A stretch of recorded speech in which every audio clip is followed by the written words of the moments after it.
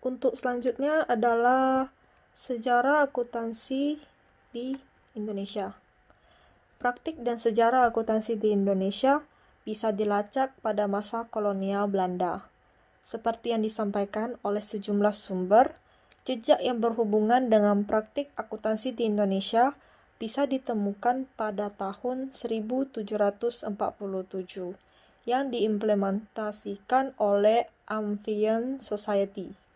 Pada masa kolonialisme, perusahaan yang dimiliki oleh Belanda, yaitu VOC, Perusahaan Hindia Belanda, memainkan peran yang sangat penting dalam praktik bisnis di Indonesia pada era itu.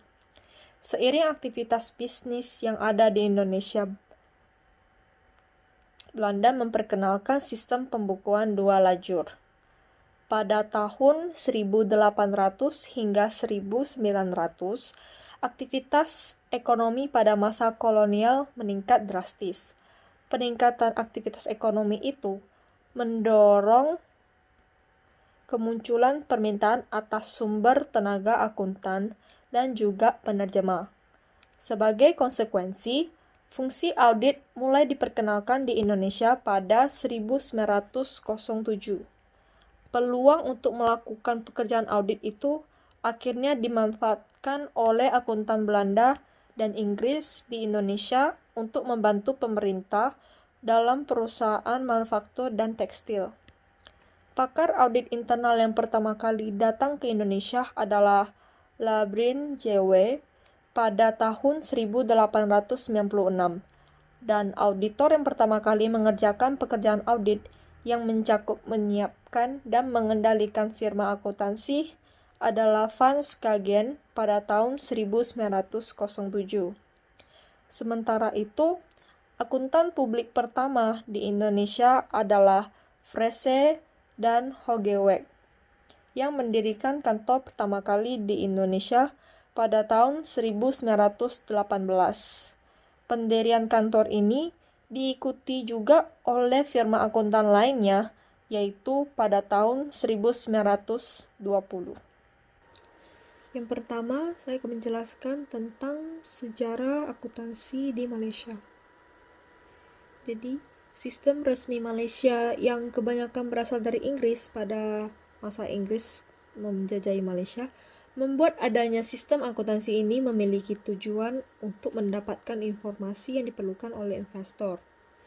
The Malaysian Institute of Accountants (MIA) didirikan pada tahun 1967 sebagai otoritas regulator profesi akuntansi. Tapi, Malaysia merestrukturisasi sistem akuntansinya pada tahun 1997 dengan Financial Reporting Act yang dibuat oleh Financial Reporting Foundation atau FRF, atau dalam bahasa Indonesianya Badan Pelaporan Keuangan, dan juga dibuat oleh Malaysian Accounting Standard Board, yaitu MASB. FRF mengawasi pekerjaan MASB, tetapi tidak terlibat dalam proses standarnya. MASB adalah badan independen yang diciptakan untuk mengembangkan dan mengajukan standar akuntansi di Malaysia.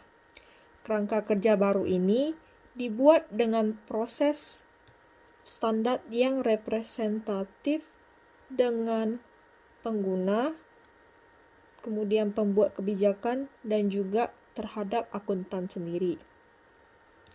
MASB merupakan pendukung kuat konvergensi internasional dan karena itu telah mengadopsi 26 dari 32 standar dari IFRS yang sesuai sebelum dilakukan revisi oleh IASB pada tahun 2003 dan 2004. Karena kebijakannya konversi dengan IFRS, MASB bekerja untuk secara ketat mempertahankan kata demi kata standar-standar IFRS asli. Setiap perubahan hanya dibuat untuk mengubah prinsip-prinsip yang mendasari standar asli. Dengan demikian, MASB bertindak untuk melestarikan struktur dan standar asli dan dengan jelas menyatakannya dalam setiap tambahan. Accounting enforcement dan regulation di Indonesia. Nah, yang pertama itu adalah dari segi enforcement-nya. Di Indonesia, enforcement-nya itu ada dua, OJK dan BI. Nah, OJK itu dia ada dua direktorat OJK, dan di BI itu ada 3 divisi untuk bertanggung jawab atas penelaahan laporan keuangan yang dari emiten. OJK melakukan pengawasan terhadap auditor emiten. Dia juga melakukan investigasi formal, terus juga berlakukan administrasi kepada ketidakpatuhan terhadap syarat pelaporan keuangan dari perusahaan TBK. OJK DPI juga merupakan salah satu langkah tambahan dalam mengawasi opini selain dari wajar tanpa pengecualian. Nah, karena wajar tanpa pengecualian ini adalah opini yang diterbitkan oleh auditor terhadap laporan keuangan yang tidak bermasalah gitu maksudnya. Next, dari segi regulasi ada keputusan nomor 100 tahun 2008. Itu pemerintah menjadikan PPAJP atau Pusat Pengawasan Akuntan dan Jasa Penilai untuk bertanggung jawab atas pengawasan profesi akuntansi, termasuk memantau aktivitas profesional auditor, terus juga memfasilitasi dan merumuskan kebijakan strategis profesi akuntan. Terus yang kedua itu adalah Peraturan Menteri Keuangan Nomor 25 Tahun 2014 tentang akuntan terdaftar di negara. Keputusan ini memberikan tanggung jawab kepada Kementerian Keuangan untuk mengatur semua akuntan di Indonesia. Keputusan tersebut itu mengamanatkan bahwa akuntan itu harus kompeten dengan melalui proses pendidikan yang profesional, yang mengikuti ujian CA, Chartered Account, dan memperoleh pengalaman yang relevan dari kerja yang punya bukti lah maksudnya kan. Terus juga mempertahankan kompetensi dengan memenuhi persyaratan PKB, menjadi anggota IAI, mematuhi standar profesional dan kode etik. Next, ada Undang-Undang Pasar Modal Nomor 8 Tahun 1995. Nah, di peraturan ini OJK itu diberikan tugas untuk mendaftarkan dan mengawasi auditor yang memberikan jasa audit untuk entitas yang diawasinya. Nah, entitas yang diawasinya itu bisa dalam sektor perbankan, pasar modal, dan industri keuangan non-bank. Next, Undang-Undang Keuangan Negara Nomor 17 Tahun 2003 dan Peraturan BKP Nomor 1 Tahun 2008. Di sini, Badan Pemeriksa Keuangan atau BPK diberikan kewenangan untuk meninjau pekerjaan perikatan audit. Nah, jadi mereka itu meninjau pekerjaannya audit yang dilakukan oleh anggota IAP, auditor yang sudah join IAP, dan pada sektor publik. Sektor publik yang dimaksud di sini ya perusahaan-perusahaan TBK gitu ya. Terus next, Malaysia enforcement. Enforcement di Malaysia ini salah satu yang paling besar itu namanya Companies Commission of Malaysia, atau nama lainnya itu adalah Suruhanjaya Syarikat Malaysia atau SSM, itu singkatannya, yang dibentuk sejak tahun 2002 sebagai pengawas dalam melakukan kegiatan pemantauan dan penegakan hukum. Isinya itu adalah dari kepatuhan, investigasi, dan layanan hukum semua perusahaan yang didirikan di bawah Company Act of 1995. Jadi perusahaan yang didirikan di bawah peraturan Companies Act of 1995 ini itu diawasi oleh SSM ini. Terus bagian pemantauan dari SSM ini itu bertanggung jawab atas pendaftaran firma audit, terus pemantauan perubahan dalam firma audit dan auditor, terus juga pemantauan pengunduran diri auditor, terus juga pemecatan auditor. Nah, jadi SSM ini juga bisa memberikan sanksi kepada perusahaan, direktur perusahaan, dan auditor perusahaan juga. Oke, regulation di Malaysia itu yang seperti yang tadi saya bilang itu kan ada SSM kan, tapi selain itu di Malaysia itu profesi akuntansi itu masih diatur oleh beberapa badan lagi, yaitu Audit Oversight Board (AOB), terus Malaysian Institute of Accountants (MIA) atau di Indonesia namanya IAI, terus juga Malaysian Institute of Certified Public Accountant (MICPA). Nah, terus regulasi yang kedua itu ada Undang-Undang Akuntan tahun 1967 yang menetapkan bahwa tidak ada orang yang boleh berlatih atau menyatakan diri sebagai akuntan jika belum punya lisensi dan terdaftar di MIA. Jadi mereka itu harus ujian dulu. Seperti contohnya kalau di Indonesia itu mereka ujian CA gitu kan. Terus bagian 31U dari Securities Commission Act tahun 1993 memberikan kewenangan legislatif kepada AOB untuk memastikan dan menegakkan kepatuhan terhadap standar audit. Jadi regulasi ini tuh memberikan tanggung jawab kepada AOB untuk memastikan dan menegakkan kepatuhan terhadap standar audit di Malaysia dan etika auditor PIE. Selanjutnya adalah financial reporting. Financial reporting atau pelaporan keuangan meliputi segala aspek yang berkaitan dengan penyediaan dan penyampaian informasi keuangan. Aspek-aspek yang berkaitan tersebut berupa lembaga yang terlibat, seperti penyusunan standar, badan pengawas dari pemerintah atau pasar modal, organisasi profesi, dan entitas pelapor. Pelaporan keuangan dalam akuntansi di Indonesia didasarkan pada peraturan ataupun standar yang berlaku, yaitu PSAK. Sedangkan perusahaan yang terdaftar di negara Malaysia diwajibkan untuk menyiapkan laporan keuangan wajib sesuai dengan standar akuntansi yang disetujui dan diterbitkan oleh Dewan Standar Akuntansi Malaysia.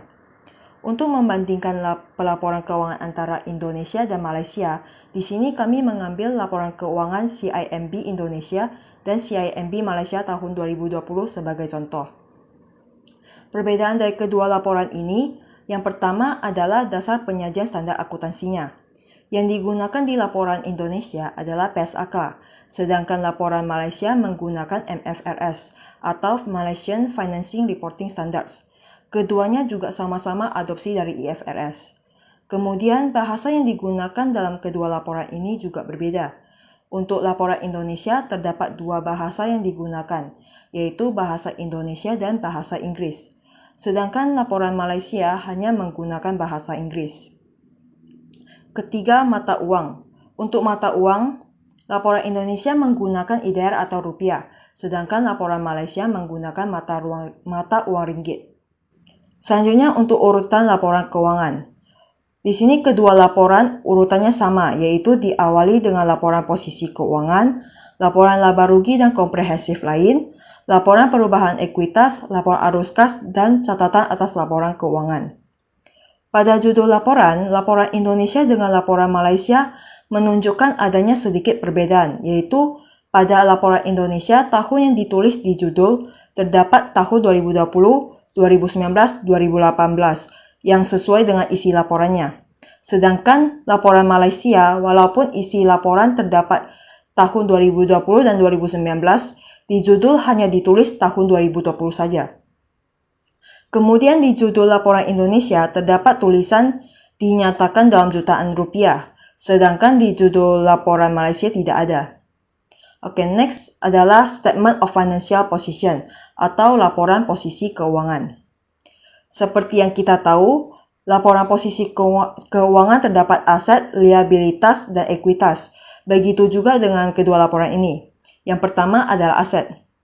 Berdasarkan PSAK 1 dalam laporan posisi keuangan, entitas menyajikan aset lancar dan tidak lancar, dan liabilitas jangka pendek dan jangka panjang sebagai klasifikasi yang terpisah.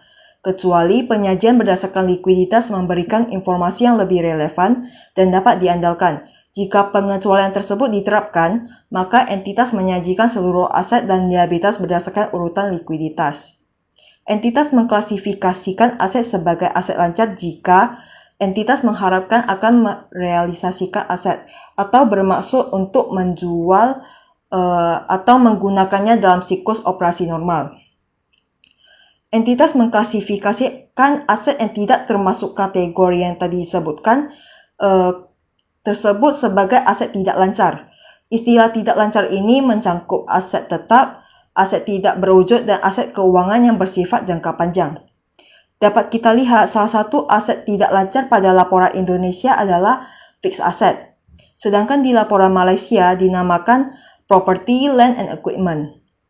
Selain itu, ada beberapa nama yang tidak terdapat pada laporan Indonesia, seperti financial investment at fair value through profit or loss, debt instrument at fair value through other comprehensive income, equity instrument at fair value through other comprehensive income, statutory deposit with central banks, dan right of use assets. Sebaliknya, obligasi pemerintah atau government bonds pada laporan Indonesia tidak terdapat pada laporan Malaysia. Kemudian pada liabilitas. Di laporan Malaysia, deposit from customers atau simpanan dari nasabah tidak dirincikan seperti laporan Indonesia. Di laporan Indonesia seperti giro, tabungan, deposit berjangka, dan disertai pihak berelasi dan pihak ketiga. Di liabilitas ada beberapa nama juga yang ada di laporan Malaysia tetapi tidak terdapat pada laporan Indonesia seperti repurchase agreements, financial liabilities, recourse obligations, provision for taxation and zakat, bond, sukuk, and debentures.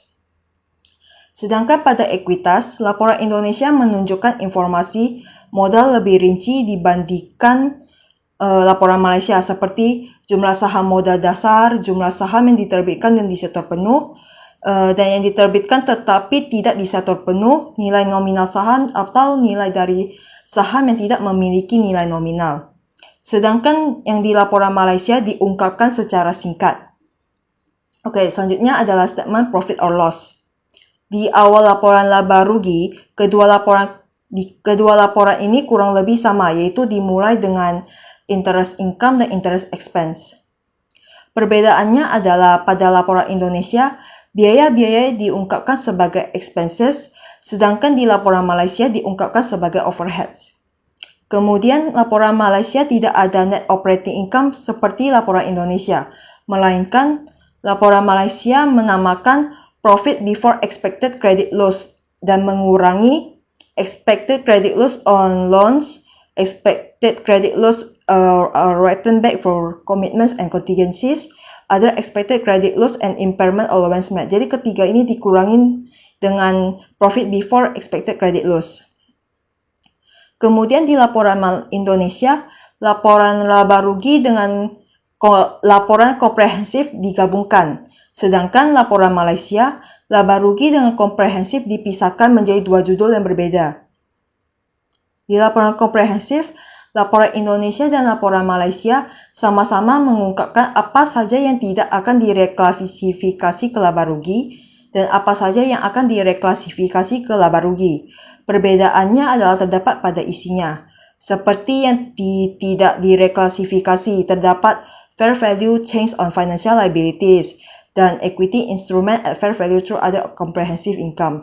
Sedangkan yang direklasifikasi terdapat debt instrument at fair value. Oke, selanjutnya adalah statement of change in equity atau laporan perubahan ekuitas. Di laporan perubahan ekuitas ini, laporan Indonesia hanya mengungkapkan distribusi kepada pemilik entitas induk. Sedangkan laporan Malaysia mengungkapkan keduanya, yaitu tidak dapat didistribusikan dan dapat didistribusikan. Selain itu, penjabaran pada laporan Malaysia lebih banyak dibanding Indonesia. Laporan Malaysia mengungkapkan debt instrument, equity instrument, dan fair value change on financial liabilities.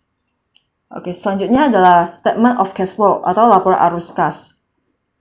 Seperti yang kita tahu, laporan arus kas terdapat 3 aktivitas, yaitu operating activities, investing activities, dan financing activities. Dan kedua laporan ini juga mengungkapkan ketiga aktivitas tersebut. Yang pertama, operating activities. Dapat kita lihat operating activities di laporan Malaysia ini penjabarannya lebih banyak dan lebih rinci daripada laporan Indonesia. Contohnya saja interest income dan interest expense di laporan Malaysia dijabarkan satu persatu. Sedangkan di laporan Indonesia digabungkan menjadi satu, yaitu pada receipt of interest, fees, and commission income. Dan metode yang digunakan laporan Malaysia berupa indirect, karena penyajiannya langsung diambil dari profit before taxation dan zakat dari laporan laba rugi sebelumnya. Sedangkan laporan Indonesia memakai metode direct karena tidak mengambil angka laporan laba rugi sebelumnya, melainkan penerimaan pendapatan bunga kemudian dikurangi dengan beban-beban yang berkaitan. Kemudian pada investing activities dan financing activities, Sama halnya dengan operating activities tadi. Laporan Malaysia penjabarannya lebih banyak dan rinci dibanding laporan Indonesia. Pada investing activities, laporan Malaysia ada mengungkapkan dividen, sedangkan laporan Indonesia tidak diungkapkan. Sedangkan financing di laporan Malaysia seperti interest paid dan repayment dijabarkan dengan jelas satu persatu. Sedangkan laporan Indonesia tidak dijelaskan, hanya digabungkan menjadi payment of interest and borrowings dan payment of subordinate loans. Selanjutnya adalah notes to financial statement. Jadi di notes to financial statement ini, susunan catatan laporan keuangan di Indonesia dimulai dengan informasi umum perusahaan dan dilanjuti dengan kebijakan akuntansi. Sedangkan pada laporan Malaysia, susunannya dimulai dari kebijakan akuntansi terlebih dahulu. Dan kebijakan akuntansi ini terpisah dengan catatan laporan keuangan. Dan catatan laporan keuangan di laporan Malaysia dimulai dengan informasi umum perusahaan dan dilanjutkan dengan penjelasan akun-akun yang terdapat pada financial position atau neraca tadi. Accounting measurement untuk Indonesia. Yang pertama itu adalah konsep matching. Jadi konsep matching itu adalah prinsip akuntansi bahwa pengeluaran itu harus diakui ketika pendapatan yang terkait diakui. Tujuannya adalah untuk menyajikan secara akurat laba bersih untuk periode akuntansi dan menghindari salah saji pendapatan selama periode tersebut. Yang kedua itu akuntansi penggabungan usaha. Itu menggunakan metode pooling of interest atau penyatuan kepentingan dan metode pembelian. Yang ketiga, goodwill yang timbul akibat akuisisi diamortisasi untuk 5 tahun, paling lama 20 tahun. Yang keempat, jumlah nilai buku yang melampaui nilai wajarnya dibebankan ke laba. Yang kelima, joint venture menggunakan metode ekuitas. Yang keenam, asumsi going concern. Jadi di pengukuran di Indonesia itu didasarkan pada asumsi going concern dengan dasar pengukuran accrual basic. Yang ketujuh, penilaian persediaan dengan metode FIFO dan average. FIFO diperbolehkan sih, tetapi tidak diperbolehkan untuk perhitungan pajak. Yang kedelapan, akuntansi kemungkinan kerugian akrual, lisi dikapitalisasi dan pajak yang ditangguhkan dan diakrualkan. Yang kesembilan, teknik income smoothing atau manajemen laba dilarang. Jadi income smoothing atau perataan laba itu digunakan untuk meminimalisir fluktuasi laba agar perusahaan terlihat stabil. Cara tersebut dilakukan dengan mentransfer pendapatan dari tahun-tahun berpenghasilan tinggi ke periode berpenghasilan rendah. Jadi dampak dari praktik manajemen laba ini dapat menyebabkan hasil informasi laba yang kurang akurat. Jadi ini dapat merugikan bagi mereka yang terlibat dalam proses pengambilan keputusan, sehingga teknik ini dilarang di Indonesia. Yang ke-10 itu konvergensi dengan IFRS. Baru sedikit standar akuntansi keuangan yang sesuai dengan IFRS, yaitu tentang penyusutan akuntansi untuk kerugian, leasing, pajak yang ditangguhkan, dan perataan penghasilan. Kemudian accounting measurement untuk Malaysia. Pengukuran dan praktek di Malaysia itu yang pertama adalah setiap perusahaan harus melaporkan laporan keuangannya jika sudah terdaftar di pasar modal. Yang kedua, hanya 1/4 dari total seluruh perusahaan yang melakukan penyajian informasi di dalam laporan keuangan mengenai saham. Yang ketiga, laporan keuangan perusahaan melaporkan adanya analisis praktik penilaian terhadap discounted cash flow. Yang keempat, Malaysia membuat laporan keuangan interim atau sementara. Yang kelima, hanya sedikit sekali perusahaan yang ada di Malaysia melakukan pengungkapan dan kewajiban kontingensi. Yang keenam, hampir tidak ada bank yang ada di Malaysia mengungkapkan kebijakan akuntansi pada ketetapan kerugian pinjaman. Kemudian yang ketujuh itu konsep fair value. Jadi Malaysia itu mengikuti IFRS, yaitu menggunakan konsep pengukuran fair value dengan mengartikan konsep pengukuran yang sebelumnya, yaitu historical cost. Jadi historical cost itu sudah dianggap sudah tidak relevan lagi dan tidak bisa mengikuti perkembangan standar akuntansi semakin maju. Penggunaan fair value dianggap sebagai konsep yang paling sesuai dan relevan untuk penyusunan laporan keuangan perusahaan dikarenakan bisa mengabarkan nilai pasar yang sebenarnya terjadi pada saat itu. Kemudian bisa meningkatkan transparansi, mengurangi asimetri informasi, menurunkan cost of capital, menjadikan laporan keuangan lebih relevan dan reliable. Penggunaan fair value dalam dunia pendidikan dan dalam dunia bisnis akan menurunkan adanya smoothing income atau manajemen laba dikarenakan metode ini menggunakan pendekatan balance sheet dan fair value sehingga dapat menghasilkan pengakuan mengenai gain dan loss yang lebih tepat. Kemudian 8 principle based. Jadi principle based ini yang berisi prinsip-prinsip yang dapat dijadikan bahan pertimbangan akuntan atau manajemen perusahaan sebagai dasar acuan kebijakan akuntansi perusahaan dan menjadikan Malaysia itu menggunakan standar lebih fleksibel dalam menghadapi perkembangan zaman dan dapat tetap konsisten karena pelaporan keuangannya dapat menggambarkan kejadian yang sesungguhnya di perusahaan. Yang ke-9, penilaian persediaan dengan metode FIFO dan average. Yang ke-10, pengungkapan yang lebih banyak dan lebih rinci.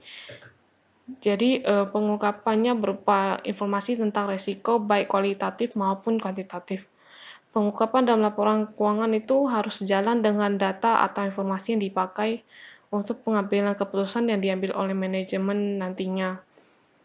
Tingkat pengungkapan yang makin mendekati pengungkapan penuh atau full disclosure akan mengurangi tingkat asimetri informasi atau ketidakseimbangan informasi antara manajer dan pihak pengguna laporan keuangan. Selanjutnya adalah accounting practice. Nah, accounting practice ini adalah gimana proses pencatatan dari keseharian, transaksi-transaksi yang terjadi sampai nanti ke laporan keuangan finalnya. Nah, proses pencatatannya ini kan semuanya dimulai dari jurnal, nanti buku pesan, transaksi saldo, penyesuaian dan dan sebagainya dan sampai nanti menghasilkan laporan keuangan final. Nah, untuk dalam pencatatannya ini metode untuk pengakuannya perlu diperhatikan atas standar ataupun peraturan yang berlaku. Nah, untuk di Indonesia sama Malaysia, itu mereka sama-sama mengadopsi peraturan accounting ini dari IFRS. Cuman kalau di Indonesia itu mulai tahun 2012 adopsi IFRS, terus di bawah FASB atau Dewan Standar Akuntansi Keuangan ataupun IAI, Ikatan Akuntan Indonesia. Nah, DSAK ini berharap dapat menyatukan peraturan akuntansi nasional Indonesia, makanya dinamakan PSAK. Terus untuk ini adalah beberapa contoh bahwa Indonesia ini peraturannya PSAK diadopsi dari IFRS. Nih contohnya kan ada inventory itu di IFRS itu nomor IAS 2, di PSAK itu nomor PSAK 14. Nah, contohnya kan kalau misalnya di IFRS itu kan LIFO tidak diperbolehkan dalam inventory. Nah, di PSAK juga memperlakukan hal seperti itu. Cuma hanya saja perbedaan dari nomor dari peraturannya. Terus selanjutnya ada statement of cash flow, ada accounting policies, change in accounting estimate. Cuman nomor peraturannya jelas berbeda karena dia punya negara berbeda ya. Ini kan adopsi. Cuma kalau untuk dia punya peraturan-peraturan juga Indonesia juga udah mulai mengadopsi. Selanjutnya ada construction contract, income tax, property plant and equipment. Ini adalah beberapa contoh bahwa dan bukti bahwa Indonesia ini PSAK-nya diadopsi dari IFRS. Terus selanjutnya itu punya Malaysia.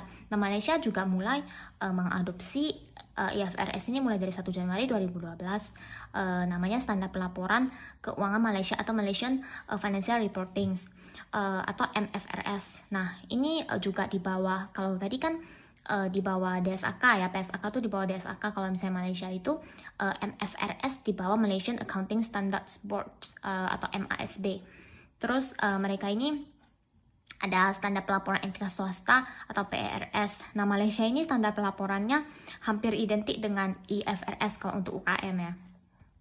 Terus ini ada beberapa contoh bahwa Malaysia juga mengadopsi peraturan-peraturan akuntansi dari IFRS. Nih mereka ada bikin pengadopsian kan butuh proses ya, nggak bisa kayak dalam satu waktu itu langsung drop semuanya langsung bisa di-apply-kan ke negara tersebut, kan butuh penyesuaian juga. Meskipun tadi kan dia mulai 2012 mulai mengadopsi, tapi di 2014 dia ada mulai memasuki peraturan-peraturan dari IFRS agar dapat digunakan di Malaysia. Ini ada contoh nih, 2 September 2014 mereka itu MASB yang tadi di bawah dia peraturan MFRS itu di bawah MASB tadi ya.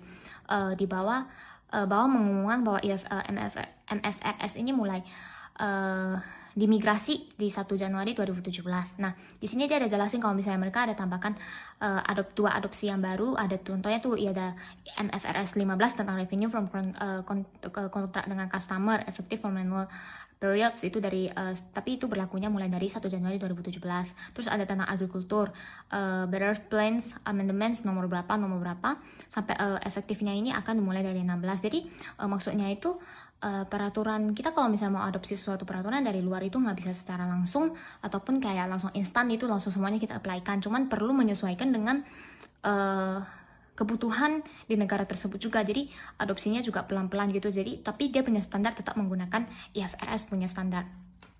Terus selanjutnya tuh ada penjelaskan mereka punya MFRS 141 itu tentang agrikultur itu identik, maksudnya mirip dengan IAS 41 dari agrikultur. Nah, jadi mereka Malaysia juga mengadopsi peraturan-peraturannya itu dari IFRS.